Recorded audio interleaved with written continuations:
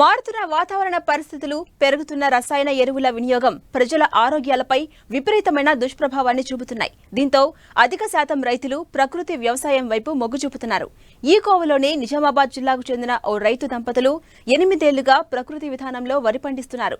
సాగు ఖర్చులు తగ్గించుకుని సేంద్రియ ఉత్పత్తులతో ఆరోగ్యం పదిలంతో పాటు లాభాల బాట పట్టొచ్చని నిరూపిస్తున్నారు.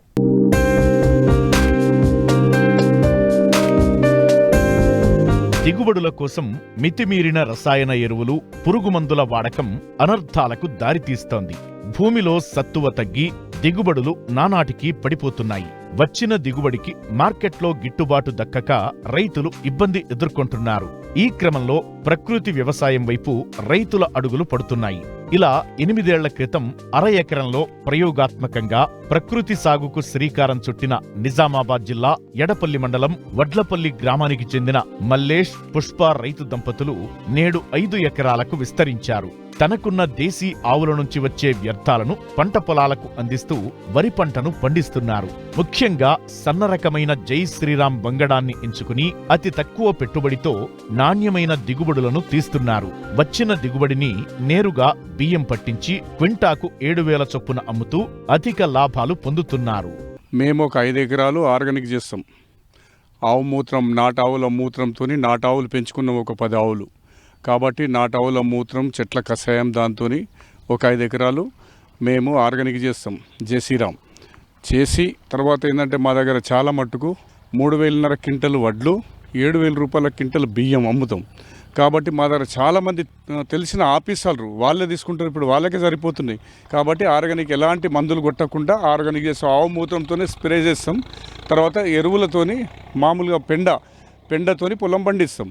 నేను అరెకరం నుంచి స్టార్ట్ చేసిన 5 ఎకరాల వరకు చేస్తున్నాం. ఇప్పుడు చాలా మంచిగా ఉన్నది. మా అరెకరం మా పిల్లల కోసమని చేసింటివి ఒక 8 సంవత్సరాల కింద. అక్కడ నుంచి సంవత్సరానికి ఒక ఎకరం, 2 ఎకరంలు ఇట్లా చేసుకుంటే ఇప్పుడు 5 ఎకరాల వరకు చేసేయగలుగుతున్నాం. కాబట్టి ఏంటంటే ఈల్డ్ తక్కువ వస్తుంది. ఇది 25 నుంచి 30 లోపు వడ్లు, 25 నుంచి 30 లోపు ఎట్లా ఎక్కువ వెళ్ళాయి. కాబట్టి దాని గురించి అందరు వెనకైపోయి ఇది చేసుకొని కానీ మన ఆరోగ్యం కోసమని మేము చేసినాము. కానీ ఈ ఈల్డ్ రావాలి, ఏదో సంపాదించాలి అని కాదు.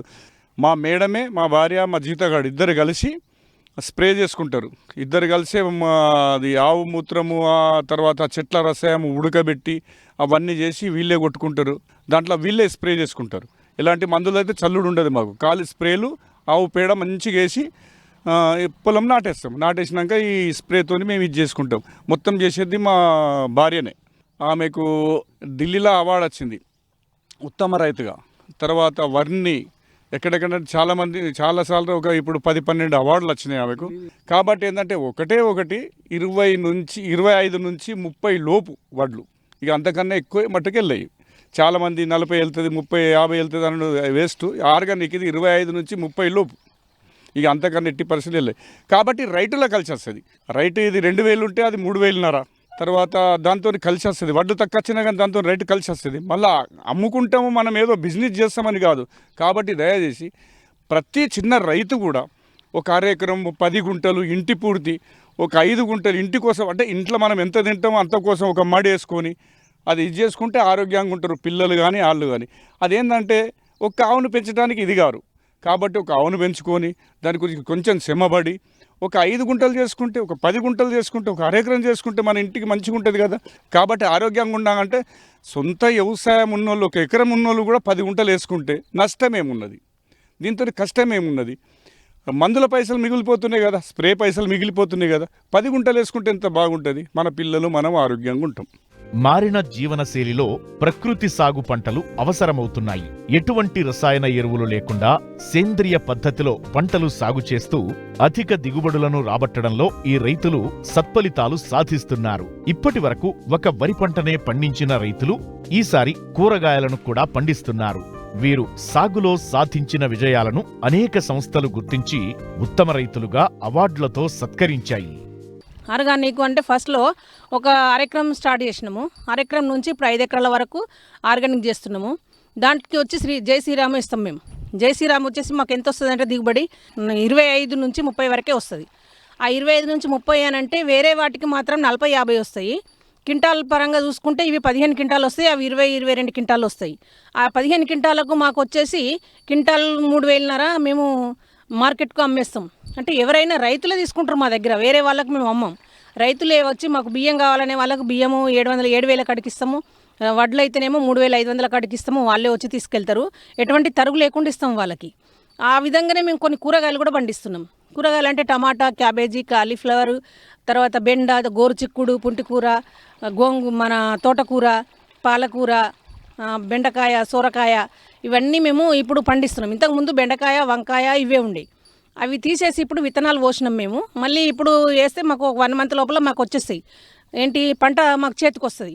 అంటే మనకు ఎప్పుడు ఒకటే వరి మీదనే ఆధారపడకుండా, వరే కావాలి, వరి మీదనే 6 నెలలకోసారి వస్తుంది అనకుండా, ఒక ఎకరం మేము కూరగాయలు పెట్టుకుంటే ప్రతి ఒక నెల అయిందంటే నెల తర్వాత మనకు ప్రతిరోజు మనకు దిగుబడి వస్తుంటుంది, ఎంతో కొంత ఆదాయం వస్తుంటుంది. దాంతోపాటు మా దగ్గర ఒక 20 ఆవులు ఉన్నాయి.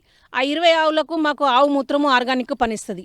ఆ పాలు కూడా మాకు, ఆ పెరుగు కూడా మేము బయట కొనకుండా ఆ వ్యవసాయానికి వాడుకుంటాం.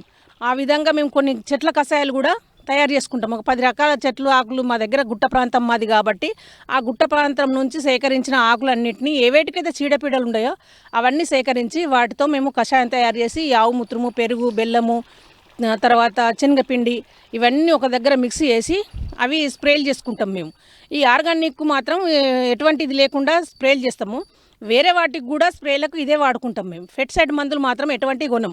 ఇంకోటి ఏంటంటే మనం ప్రతి ఒక్కళ్ళము ఒక విధంగా కాకుండా కొన్ని విధాలు, అంటే ఒకదాని మీద ఆధారపడకుండా కొన్ని రకాలు కూరగాయలు కావచ్చు, పండ్ల తోటలు కావచ్చు, తర్వాత కోళ్ళ పెంపకము, కంచు పట్టెలు, తర్వాత మేకలు, ఇవి ఏవైనా సరే ఒకటి పెంచుకుంటూ పోతే ఒకదాని కాకుండా ఒకదానికి ఆదాయం వస్తుంది.